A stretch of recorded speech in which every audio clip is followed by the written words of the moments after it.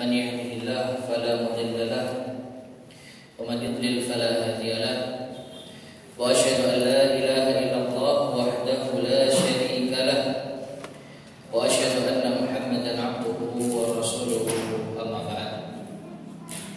Ma'asyiral muslimin, para jamaah sekalian rahimani wa rahimakumullah.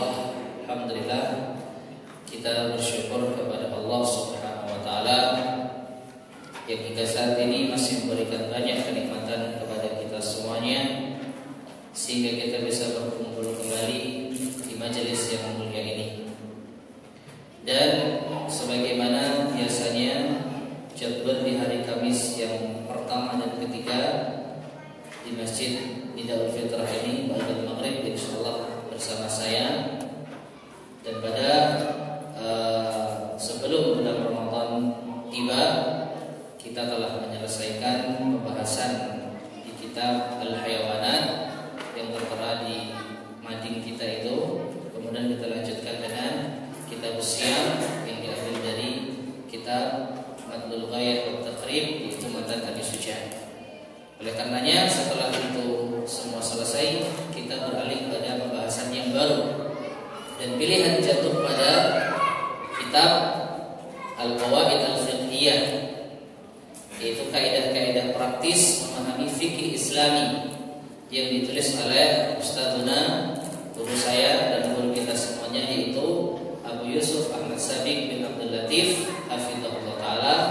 Beliau salah seorang pengajar di Ma'had Pondok Pesantren Al-Furqan Sarawak Sedayu Gresik, ya, dan sampai sekarang beliau masih aktif, ya, baik menulis maupun mengajar, dan tulisan-tulisan beliau juga mudah kita dapatkan di majalah Al-Furqan ataupun majalah Al-Mawaddah. Nah, ma'asyiral muslimin rahimani wa rahimakumullah, sebelum kita memasuki muqaddimah halaman, bagi yang punya kitabnya, muqaddimah yang nanti akan kita baca bab pertama yaitu di halaman ke-1 ya. Tapi kita belum baca saat ini. Nanti insyaallah kita akan baca setelah muqaddimah penulis yang di halaman 5 Romawi, ya. Itu kita selesai mengulasnya. Insyaallah kita tidak membaca semua muqaddimah di halaman 5 Romawi ini. Saya akan coba untuk mensarikan agar lebih hemat waktunya. Jadi muqaddimah penulis ini, muqaddimah Al-Ustadz Ahmad Sabiq rahimahullah taala, beliau mengingatkan atau pertama kali beliau ingin menjelaskan bahwasanya pokok dari keselamatan dunia dan akhirat yaitu dengan memurnikan tauhid. Ya, karena dengan inilah Allah Subhanahu wa taala menciptakan jin dan manusia. Dan kesempurnaan keselamatan kita di dunia dan di akhirat yaitu dengan memurnikan ibadah. Kemurnian ibadah. Jadi ada pokok keselamatan dan kesempurnaan keselamatan. Kalau pokok asal dasar itu tidak bisa kita gabungkan. Kalau tidak tercapai maka pasti akan tidak selamat. Dan itu adalah dengan tauhid. Wa ma khalaqtul jinna wal insa illa liya'budun. Tidaklah kuciptakan jin dan manusia melainkan agar mereka beribadah hanya kepada. Nah, agar keselamatan kita di dunia dan di akhirat semakin sempurna, maka kita mencapainya dengan jalan ibadah. Ya, ibadah yang dikenal dalam masalah-masalah fikih, ya, seperti sholat, zakat, puasa, haji dan seterusnya. Maka dengan inilah keselamatan kita di dunia dan di akhirat semakin sempurna. Nah, kemurnian tauhid ini bisa kita gapai dengan cara kita mempelajari akidah, mempelajari tauhid. Dan alhamdulillah di sini juga diajarkan, ya, masalah tauhid, masalah manhaj. Dan di masjid ini juga telah diselenggarakan daurah tauhid khusus membahas tauhid. Yang pertama telah kita selesaikan kitab Al-Qawaid atau Qawaidul Arba' ada usul salasah. Kemudian yang terakhir telah menamatkan kitab tauhid yang semuanya disusun oleh Syekh Muhammad bin Abdul Wahhab. Nah ini, untuk mencapai kemurnian tauhid kita harus mempelajari tauhid. Sedangkan untuk mencapai kesempurnaan ibadah kita, maka kita harus mempelajari fikih Islam. Nah ini, mempelajari fikih Islam. Dan keutamaan mempelajari fikih banyak. Keutamaan kita mempelajari fikih, ilmu fikih banyak. Dengannya kita bisa tahu tata cara sholat yang benar. Dibahas dalam kitab sholat. Sebelumnya membahas kitab Al-Miyah, bahas tentang air, hukum-hukum air. Setelah bahas tentang air, kitab Taharah, bahas tentang taharah, bersuci. Syarat-syaratnya, rukun-rukunnya, pembatal-pembatalnya. Nah, setelahnya apa? Baru sholat. Sholat pun juga apa? Banyak yang dibahas. Baik sholat wajib maupun sholat sunnah, sholatul aidain, sholat idul fitri, idul adha, dan seterusnya. Kemudian dengan ilmu fikih pula kita mempelajari ibadah apa? Zakat. Zakat. Berapa persen yang dikeluarkan dari harta kita? Apa syaratnya? Apa rukun-rukunnya? Kemudian diserahkan kepada siapa? Harta apa saja yang wajib disakati? Nah ini belajarnya di dalam apa? Di dalam kitabul fikih. Demikian pula masalah puasa. Baik puasa Ramadan maupun puasa-puasa sunnah dibahas di dalam kitab fikih. Haji juga demikian. Demikian pula jihad. Jihad fi sabilillah ini juga dibahas dalam kitabul fikih. Bagaimana kriteria jihad yang diwajibkan, lalu apa syarat-syaratnya. Kemudian setelah jihad dapat harta rampasan perang. Kalau melalui jalur peperangan namanya ghanimah, bagaimana membaginya? Kemudian kalau tidak melalui jalur peperangan, pertempuran, harta fai untuk siapa saja, bagaimana membaginya? Demikian pula bagi tawanan-tawanan perang ada hukum-hukumnya dalam kitabul fikih. Demikian pula masalah muamalah. Kita bekerja, kemudian berdagang, ini ada ilmunya. Harta-harta yang diharamkan, kemudian transaksi-transaksi yang diharamkan, riba, sewa menyewa, dan lain sebagainya. Demikian pula termasuk apa? Berumah tangga, menikah. Ini juga dibahas di mana? Di dalam fikih. Oleh karenanya masyarakat muslimin rahimani wa rahimakumullah, fikih termasuk ilmu yang terpenting yang harus sepatutnya kita pelajari.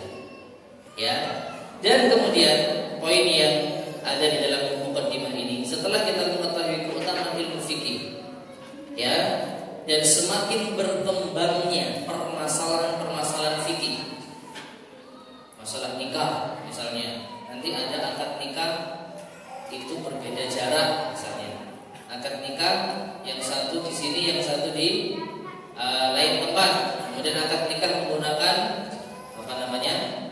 tulisan dan seterusnya, jual beli ini, jual beli itu, permasalahan banyak. Sedangkan dalil terbatas.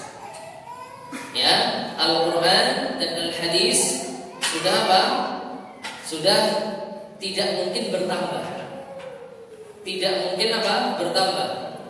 Permasalahan-permasalahan senantiasa berkembang. Oleh karena itulah para ulama kita merumuskan kaidah, merumuskan aturan yang tentunya diambil dari nas, diambil dari Al-Quran maupun hadis Rasulullah SAW untuk kita jadikan sebagai pedoman dalam menyelesaikan masalah-masalah yang apa? Yang senantiasa akan berkembang. Jadi disinilah fungsinya kita mempelajari kaidah fikih. Sekali lagi, dalil terbatas, sudah sempurna, tidak mungkin bertambah. Permasalahan senantiasa bertambah. Maka bagaimana caranya permasalahan yang senantiasa bertambah ini bisa bisa kita selesaikan, maka sekali lagi para ulama merumuskan kaidah. Dan kaidah ini diambil tentunya dari wahyu, baik Al-Qur'an maupun As-Sunnah. Kemudian selanjutnya ma'asyiral muslimin rahimani wa rahimakumullah, berbicara tentang kaidah, maka di sini disebutkan oleh penulis ada dua macam. Yang pertama kaidah yang berhubungan dengan dalil. Jadi bagaimana kita memperlakukan dalil, ya, bagaimana kita membuat suatu aturan dalam masalah dalil. Dan ini dikenal dengan ilmu usul fikih. Ya, bagaimana kita bisa merumuskan suatu dalil ini sehingga menjadi suatu kesimpulan demikian dan demikian.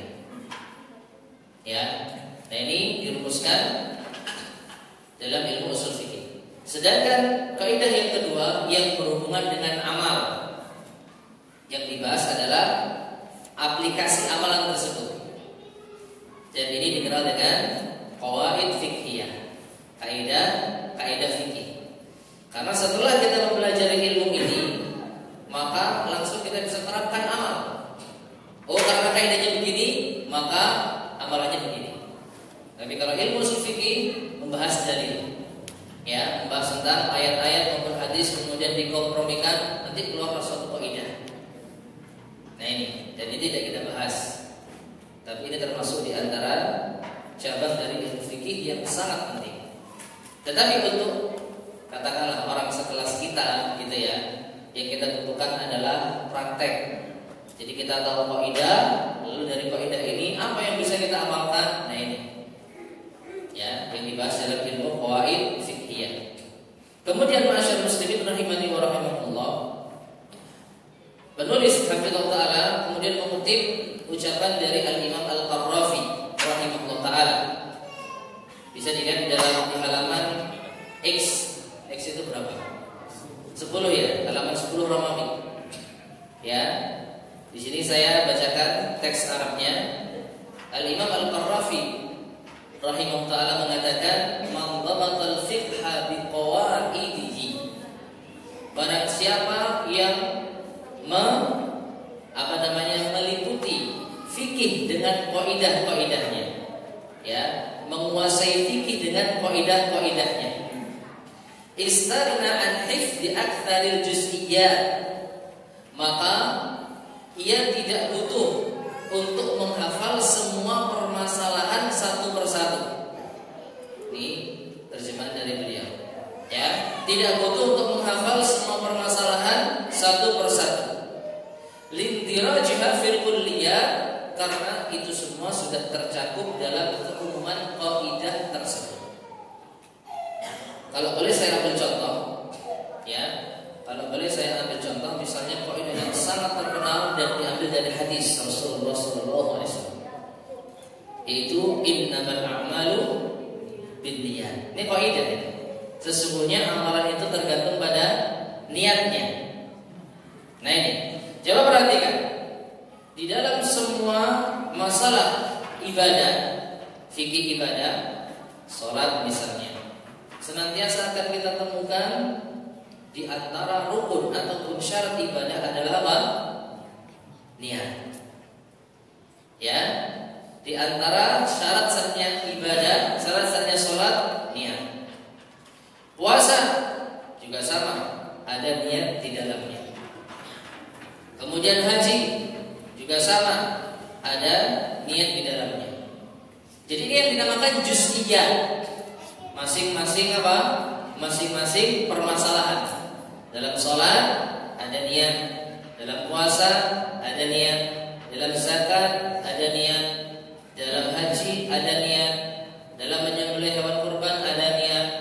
Nah ini semua cukup kita hafalkan dengan kaidah innamal a'malu binniyat. Ya. Dengan kaidah ini, berarti semua amalan tergantung niatnya. Mau sholat, zakat, semua amalan tergantung niatnya. Nah ini salah satu contoh, ya, salah satu contoh dari apa yang bisa kita pahami dari Imam Al-Qarrafi rahimahullah taala. Jadi barang siapa yang menguasai fikih lewat penguasaan kaidah-kaidahnya, maka dia tidak butuh untuk menghafal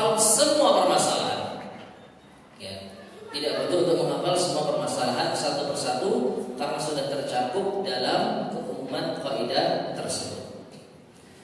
Baik, kemudian masyaallah muslimin rahimani wa rahimakumullah. Mu'allif hafizahullah taala di dalam muqaddimah ini beliau menyebutkan tentang pentingnya mempelajari ilmu qawaid fiqhiyah. Setelah kita tahu keutamaan ilmu qawaid fiqhiyah, lalu beliau membahas pentingnya mempelajari ilmu qawaid fiqhiyah. Ada dua sebab, atau dua penyebab ya yang menjadikan kita merasa butuh dengan ilmu qawaid fiqhiyah. Beliau menyebutkan yang pertama, karena banyaknya orang yang tidak paham kaidah dasar yang bisa memecahkan masalah yang seringkali ditemui sehari-harinya. Nah ini. Jadi yang pertama, banyak yang nggak paham kaidah dasar, kaidah umum itu banyak yang nggak paham. Padahal ini bisa jadi ditemui sehari-harinya. Sebagai contoh, orang sudah berwudu, kemudian dalam beberapa lama dia ragu, batal dan ya. Gimana kira-kira? Batal dan? Dia kok merasa batal kayaknya. Lagi ragu. Sudah wudu, kemudian merasa kayaknya batal, ayatnya batal, ragu. Ini sering kita temui nggak? Sering kita rasakan nggak? Sering. Ya, kita mau bertindak, dalilnya apa? Ya, hadisnya apa? Ayatnya apa? Nah ini. Kalau kita hafalkan ayatnya atau hadisnya, mungkin akan kesulitan. Padahal ini masalah yang apa senantiasa mungkin kita jumpai sewaktu-waktu. Maka dirumuskanlah kaidah. Ya, al-yaqin la yazulu bisyak. Contohnya, sesuatu yang yakin tidak bisa hilang hanya dengan sekedar keraguan. Sesuatu yang yakin, wudu. Kita yakin tadi sudah wudu. Ya, ini masalahnya kita yakin. Jelas-jelas tadi saya sudah wudu. Kemudian di tengah perjalanan waktu ragu. Kok kayaknya tadi batal, tapi ragu.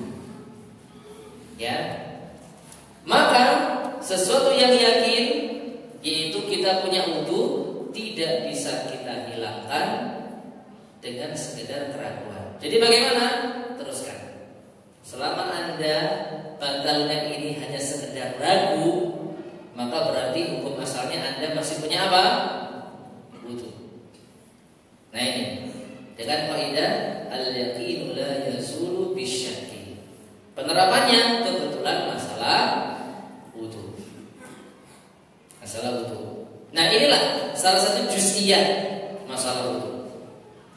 Nah, bisa jadi kaidah ini kita terapkan dalam masalah yang lainnya.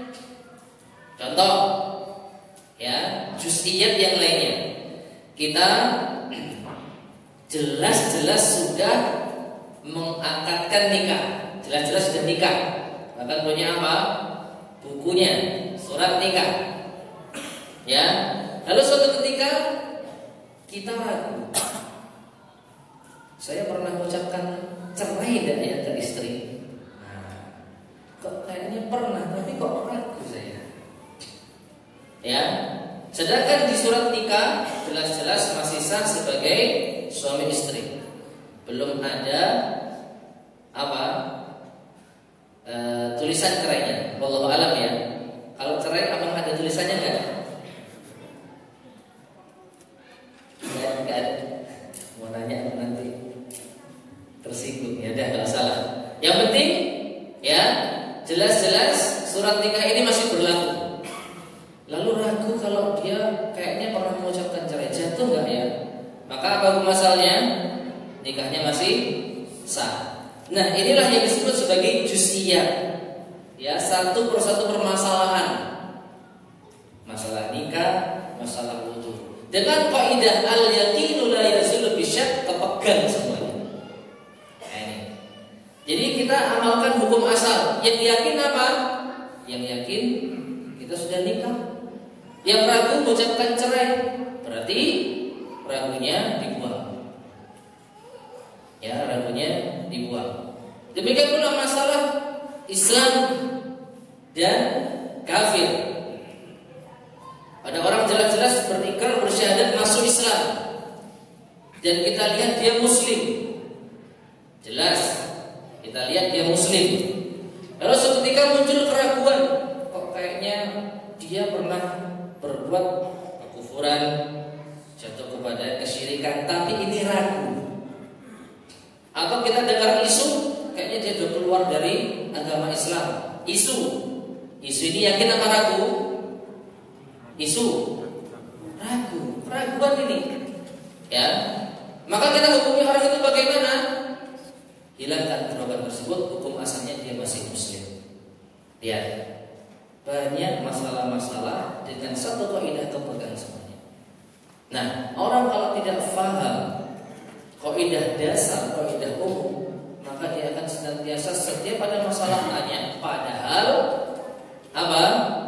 Kunci jawabannya, padahal penyelesaiannya itu satu kaidah saja. Nah, sehingga ini melatih kita, kalau kita punya suatu hal atau menghadapi suatu masalah, ya, dari satu kaidah tadi kita uraikan mana yang yakin, yang kita jadikan sebagai hukum asal. Lalu yang kedua, mana yang ragu, yang kita jadikan sebagai hal yang mengancam hukum asal tadi. Kalau keraguan ini ternyata meningkat sampai pada derajat yakin, baru yang yakin yang sudah berlalu kita ganti dengan yang yakin yang baru. Tapi kalau satunya yakin, satunya ragu, maka hilangkan keraguan. Ya, ini satu yang disebutkan oleh beliau. Sisi yang kedua, ya, pentingnya kita mempelajari kaidah fikih karena banyak orang yang salah dalam menerapkan kaidah fikhiyah. Kalau tadi banyak yang nggak tahu, ya. Kalau sisi yang kedua, banyak yang salah dalam menerapkan, dalam menempatkan. Contoh, ada dalam kaidah disebutkan al-aslu fil asya al-ibahah. Siapa yang bisa ngartikan? Jangan Ustaz. Al-aslu fil asya al-ibahah.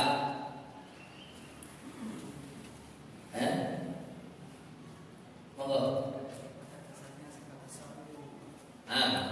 Pada dasarnya segala sesuatu itu mubah. Mubah itu apa? Boleh. Ini kaidah loh ini. Tetapi diterapkan pada masalah ibadah. Ya, diterapkan masalah ibadah. Seseorang mengamalkan suatu amalan yang tidak ada tuntunannya. Ketika kita tanya, mana dalilnya amalan ini? Al-aslu fil asya al-ibahah. Hukum dasarnya segala sesuatu boleh. Kenapa kamu larang? Nah, orang yang nggak tahu, kaidah ya kira. Nah, ini kita tanya dalil, tambah dijawab dengan kaidah, diam kita. Padahal kaidah ini, ya, berlaku dalam masalah ibadah. Ya, afwan, berlaku dalam masalah adat, dalam masalah keseharian, dalam masalah duniawi. Ya, al-aslu fil asya al-ibahah illa ma harrama Allah wa rasuluh. Ini kalau mau lebih lengkapnya. Hukum asal dalam urusan dunia, dalam urusan keseharian adat itu mubah, boleh, kecuali apa-apa yang diharamkan oleh Allah dan Rasulnya. Makan sate, misalnya, makan sate, nggak boleh loh ini. Mana larangannya? Hukum asal segala sesuatu boleh. Pakai pakaian kotak-kotak. Kamu kok pakai pakaian kotak-kotak? Ya, haram. Mana dasarnya? Haram. Hukum asalnya boleh. Nah, kecuali ada dalil yang melarang, ada dalil yang dibawakan untuk mengharamkan, maka barulah kita amalkan dalil tersebut. Nah, sedangkan untuk dalam masalah ibadah beda lagi kaidahnya. Al-aslu fil ibadah al-hadr atau at-tahrim illa ma syara'a Allah wa rasuluh. Hukum asal ibadah itu dilarang, gak boleh kecuali apa yang Allah dan Rasulnya syariatkan. Nah ini, jadi kaidahnya benar, tetapi salah penempatan kaidah masalah duniawi dimasukkan ke dalam masalah ibadah.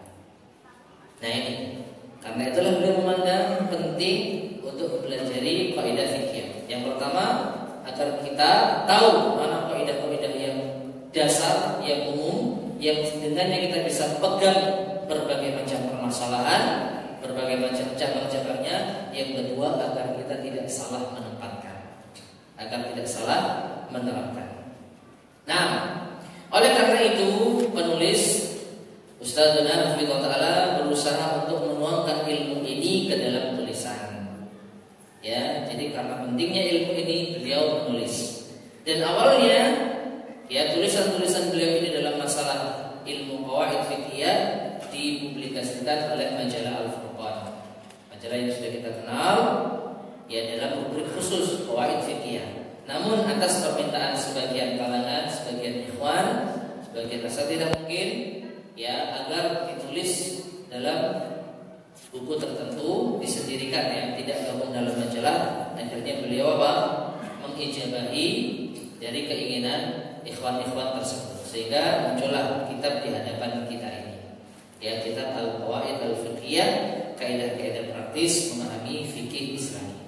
Dan dari sini kita tahu paling tidak ya penyebab Ustaz Ahmad Sabit Hafizahullah Ta'ala menulis masalah ini, dan tentunya insyaallah akan bermanfaat bagi kita semuanya. Baik, ma'asyiral muslimin rahimani wa rahimakumullah. Berikutnya kita akan membaca bab yang pertama, yaitu muqaddimah kaidah fikih. Kalau tadi muqaddimah penulis dalam artian biasanya muqaddimah ini sebab ditulisnya kitab ini atau awal yang menjadikan beliau terinspirasi untuk menulis. Sedangkan muqaddimah kaidah fikih ini sudah masuk pembahasan. Jadi sudah masuk ke dalam ilmu kaidah fikih itu sendiri. Nah, atau sebelum kita lanjutkan, ada yang mau disampaikan dari muqaddimah yang tadi saya sampaikan, yang tadi saya ringkaskan?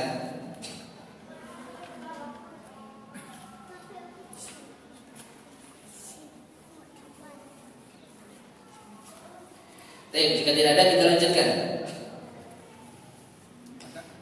Bisa mungkin nggak terjadi suatu dalil ternyata bertentangan dengan kaidah? Bisakah terjadi suatu dalil bertentangan dengan kaidah? Ya, secara secara asal tidak akan mungkin bertentangan, karena para ulama mengambil kaidah dari dalil. Ya, secara asal ya. Tetapi mungkin secara penerapan bisa jadi itu ada orang yang memahami ya kaidah ini kok kayaknya bertentangan dengan ayat ini. Jadi dari pemahaman seseorang ya. Jadi persis apakah mungkin ayat dengan ayat bertentangan? Secara kaidah secara asal nggak akan mungkin, tetapi karena perbedaan cara fikir bisa jadi orang menganggap itu bertentangan. Jadi orangnya yang bermasalah, bukan dalilnya. Nah, ketika ada kaidah kok ditabrakkan dengan dalil, maka bukan kaidahnya yang salah, bukan dalilnya yang bertentangan, tetapi orangnya yang salah dalam pemahaman. Ya. Jadi sama persis ketika kita tanya, apakah mungkin Al-Quran atau ayat ini saling bertentangan? Apakah mungkin hadis saling bertentangan? Ya, jawabannya seperti itu. Sekali lagi, kaidah fiqhiyah ini diambil dari dalil, sehingga secara logika tidak mungkin bertentangan. Wallahu a'lam. Untuk kaidah yang ditulis tersebut apa berlaku universal, Ustaz? Bisa jadi dari umat Islam yang lain nggak menerima kaidah tersebut. Wallahu a'lam bishawab. Ya, karena keterbatasan ilmu saya, ya saya tidak tahu secara persis. Tetapi secara logika, kalau pendapat fikih saja dalam madhab tertentu ini dikuatkan pendapat yang ini, ya. Sedangkan madhab yang lainnya tidak dikuatkan, dianggap lemah. Jadi ada perbedaan pendapat dalam masalah ini. Maka kaidah fikih ya bisa jadi seperti itu. Khususnya kaidah-kaidah fikih yang mungkin cabang. Ya, karena nanti kaidah fikih ini ada kaidah kulliyah kubra, kaidah yang universal dan yang besar dan bisa kita katakan disepakati. Dan mungkin ada kaidah-kaidah yang cabang dan tidak semuanya disepakati. Nah, mungkin disitulah nanti akan ada letak perbedaan pandangan. Mazhab ini tidak menerima kaidah ini, mazhab ini menerima kaidah ini. Ya, jadi kalau kaidah yang sifatnya cabang-cabang kaidah bisa jadi ada perbedaan pendapat, ini bisa dipakai atau tidak dipakai. Mungkin seperti itu. Masalahnya kan seperti pada tentang ibadah tadi, Ustaz. Itu banyak ketika terjadi saling orang itu memakai kaidah itu ketika kita bicara. Nah, dia tidak pakai kaidahnya, dasarnya apa? Padahal ini kaidah yang sangat-sangat diajukan, ini kaidah yang sangat umum. Ya. Dan dalilnya juga jelas. Kalau dia menolaknya karena hawa nafsu, ya tentu tidak kita perhitungkan. Atau dia menolaknya dengan syubhat, ya tentu kita tidak perhitungkan. Ya. Meskipun nanti sebenarnya kita tidak bahas kaidah yang terlalu rinci. Yang kita tekankan mungkin kaidah-kaidah yang yang besar tadi itu. Dan insya Allah itu disepakati oleh seluruh umat Islam, kecuali mereka yang mungkin itu tadi ya ada syubhat atau memang mereka menolak, ya ini kembali kepada mereka. Sama seperti ketika kita bacakan dalilnya sahih, dalilnya kuat, tetapi sebagian kalangan tidak menerimanya. Nah ini, apakah tidak menerimanya mereka menjadikan dalil kita lemah, dalil kita diragukan? Ya tentu tidak. Sama kaidah yang sudah disepakati oleh para ulama sejak dari generasi demi generasi, lalu digugat oleh sebagian orang dengan dasar yang lemah, maka tentu kita tidak mengungkapnya. Ya, tidak perlu kita perhitungkan. Mungkin seperti itu. Wallahu a'lam. Ada lagi yang disampaikan?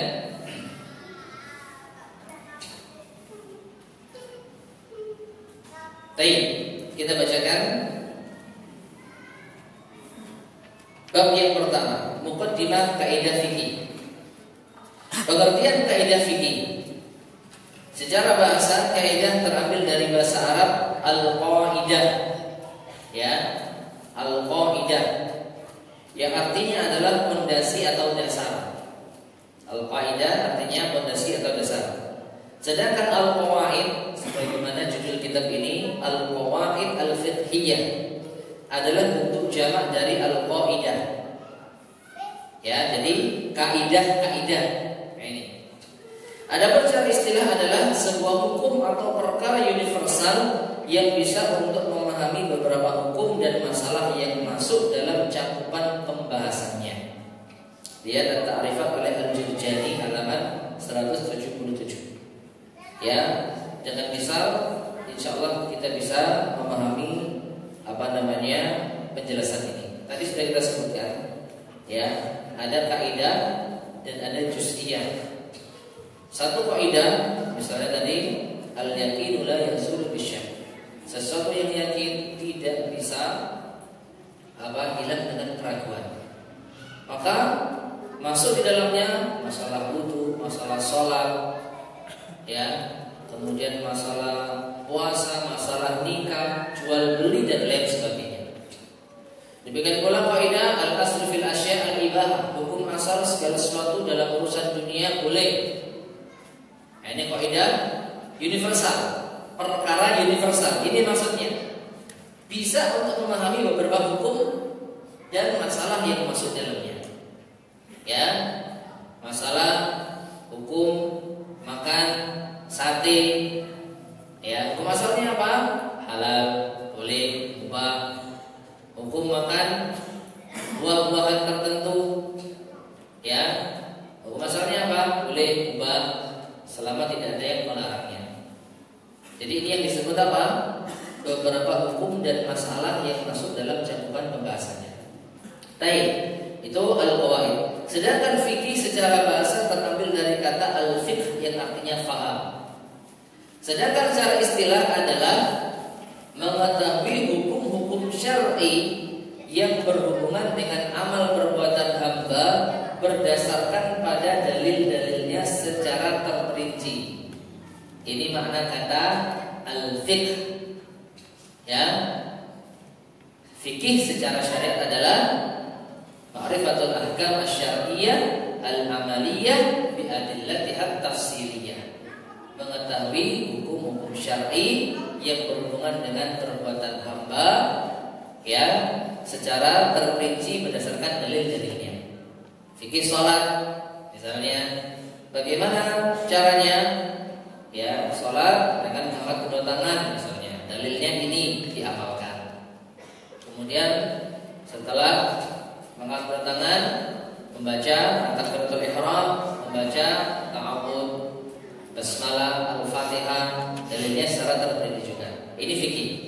Nah, dari sini dapat disimpulkan bahwa kaidah fikih adalah hukum atau fondasi yang bersifat umum yang bisa untuk memahami permasalahan fikih yang tercakup dalam pembahasannya.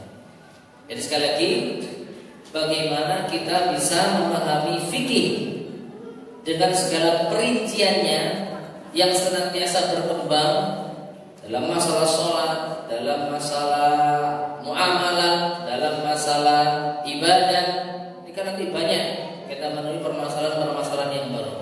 Ini ilmu fikih atau ini masalah fikih. Lalu dengan kaidah tersebut kita bisa menyelesaikannya.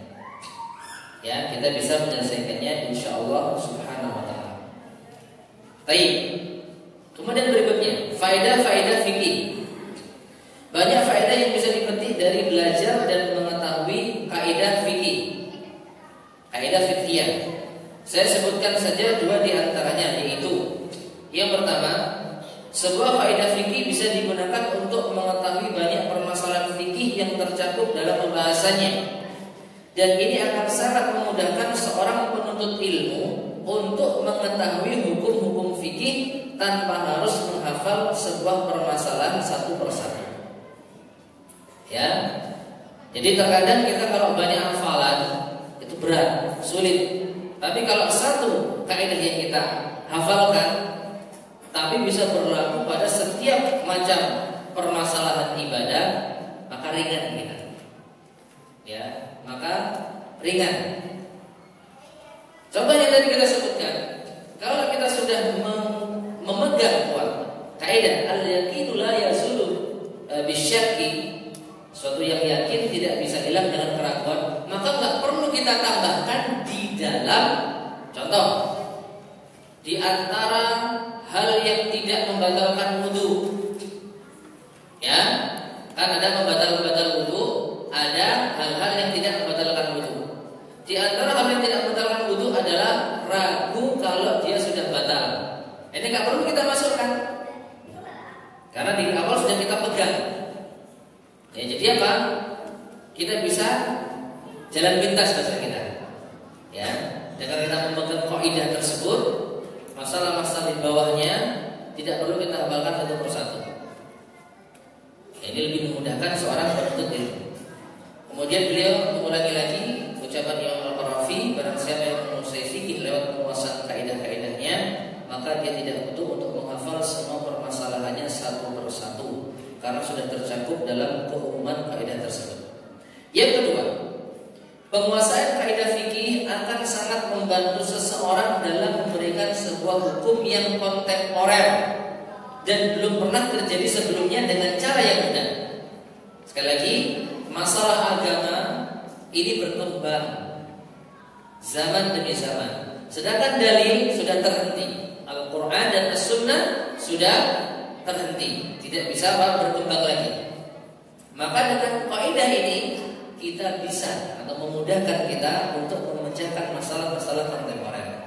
Misalnya, kalau ada orang yang bertanya, apakah hukum merokok? Karena rokok belum ada pada zaman Rasulullah SAW. Maka orang sah saja ketika menjawab al-asl fil asya al-ibahah. Hukum asal segala sesuatu boleh. Rokok gak dilarang oleh Rasulullah SAW. Oke, tapi ternyata ya ada kaidah yang lainnya, yaitu apa? Rasulullah SAW menyebutkan la darara wa la dirara, atau dalam kaidah fikih disebutkan la darara wa la dirara, yang maknanya tidak boleh berbuat sesuatu yang membahayakan diri maupun membahayakan orang lain. Nah, sekarang rokok membahayakan diri sendiri enggak? Ya. Membahayakan orang lain enggak? Ya, maka rokok haram berdasarkan kaidah ini. Bisa dipahami ya? Jadi pada asalnya mungkin boleh, nah, pakai kaidah. Lalu kita juga menjawabnya dengan kaidah. Ya, makanya mungkin inilah yang tadi mungkin nggak kaidah ini bertentangan dengan dalil atau dengan kaidah? Ya mungkin saja kalau sengaja dipertentangkan, padahal tidak. Ya, karena tadi kita sebutkan al-aslu secara asal. Nah ini lihat, secara asal segala sesuatu itu boleh. Tapi ada tulisannya illa ma harrama Allah wa rasuluh, kecuali yang diharamkan oleh Allah dan Rasulnya.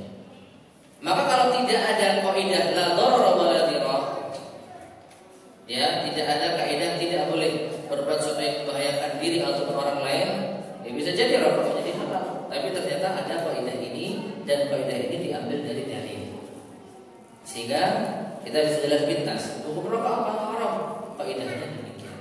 Nah, nanti berkembang bukan hanya rokok, ada ini, ada itu, ada ini, ada itu. Maka cukup dengan kaidah la darara wa la dirar. Segala yang membahayakan diri dan membahayakan orang lain haram. Selesai. Tanpa harus kita menghafal hukum rokok haram, hukum ini haram, hukum itu haram. Banyak nanti yang kita hafalkan.